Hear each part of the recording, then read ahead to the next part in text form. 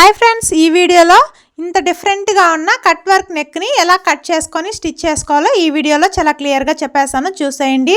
ఒక్కొక్క రోజు ఒక్కొక్క రకంగా వస్తున్నాయండి కట్ వర్క్స్ అనేటివి. చూడండి, ఫస్ట్ అయితే మెయిన్ పీస్కి నెక్ డౌను అలాగే నెక్ మిడిల్ పాయింట్ మార్కింగ్ చేసుకొని పై వైపున టక్స్ ఇచ్చుకోవాలి. సేమ్ అదేలాగా లైనింగ్కి కూడా మిడిల్లో టక్స్ ఇచ్చుకొని neck down neck middle point అనేది మార్కింగ్ చేసుకొని మిడిల్లో రెండు టక్స్లు కూడా సమానంగా పట్టుకొని ఒక స్టిచ్ అనేది వేసుకోవాలి. ఇలా స్టిచ్ చేసుకునేటప్పుడు నెక్ డౌన్ అనేది కరెక్ట్గా వస్తుందా లేదా చెక్ చేసుకొని స్టిచ్ అనేది వేసుకోవాలి. ఇప్పుడు ఇలా రివర్స్ చేసుకున్నట్లయితే మనకి వర్క్ అనేది కరెక్ట్గా కనిపిస్తూ ఉంటుంది. ఆ వర్క్ నెక్ లైన్ చుట్టూ ఇలా స్టిచ్ అనేది వేసుకుంటూ రావాలి. మనం రౌండ్గా కుట్టడానికి కుదరదండి. అక్కడ షేప్ ఎలా ఉందో సేమ్ అదేలాగా సూదిని కిందకి దింపుకుంటూ పాదాన్ని ఇటు అటు తిప్పుకుంటూ కుట్టుకుంటూ రావాలి. అప్పుడే మనకి నెక్ షేప్ అనేది కరెక్ట్గా వస్తుంది. మనం నార్మల్గా రౌండ్గా అట్లా ఇట్లా కుట్టేసామంటే మనకి ఆ పై వైపున ఎక్స్ట్రాగా ఉన్న క్లాత్ అనేది కనిపిస్తూ వర్క్ అనేది అంతగా హైలైట్ అవ్వదు. కాబట్టి ఎప్పుడైనా సరే కట్ వర్క్ స్టిచ్ చేసేటప్పుడైనా సరే వర్క్ నెక్లు స్టిచ్ చేసేటప్పుడైనా సరే ఎక్స్ట్రా క్లాత్ అనేది పైకి నెక్ దగ్గర కనిపించకుండా కరెక్ట్గా నెక్ లైన్ అనేది వచ్చేలాగా చూసుకొని కుట్టుకుంటూ రావాలి. చాలా కష్టం అండి ఇలాంటి నెక్స్ అనేది కుట్టడం, చాలా టైం టేకింగ్ అయితే అవుతుంది.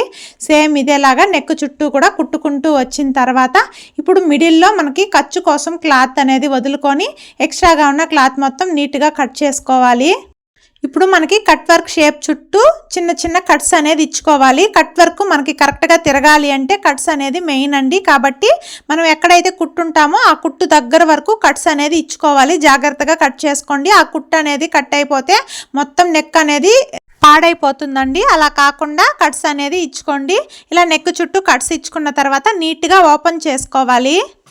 ఇలా నీట్గా ఓపెన్ చేసుకున్న తర్వాత ఇప్పుడు నెక్ చుట్టూ పైకుట్టు అనేది వేసుకోవాలి. ఇలా పైకుట్టు వేసుకునేటప్పుడు లైనింగ్ అనేది ఏమాత్రం పై వైపుకి కనిపించకుండా స్టిచ్ వేసుకున్నట్లయితే చూడడానికి అందంగా ఉంటుందండి నెక్ అనేది.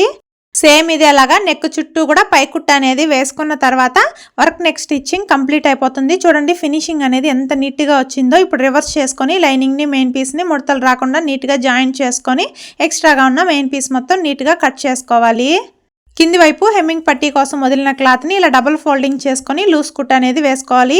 షోల్డర్కి మిడిల్లో పట్టుకొని 1/2 ఇంచ్ వెడల్పు 4 ఇంచెస్ పొడవు ఉండేలాగా బ్యాక్ డాట్స్ అయితే రెండు వైపులా పట్టుకున్నట్లయితే మనకి వర్క్ నెక్ స్టిచ్చింగ్ కంప్లీట్ అయిపోతుంది. వీడియో నచ్చినట్లయితే లైక్ చేసి సబ్స్క్రైబ్ చేసుకోండి.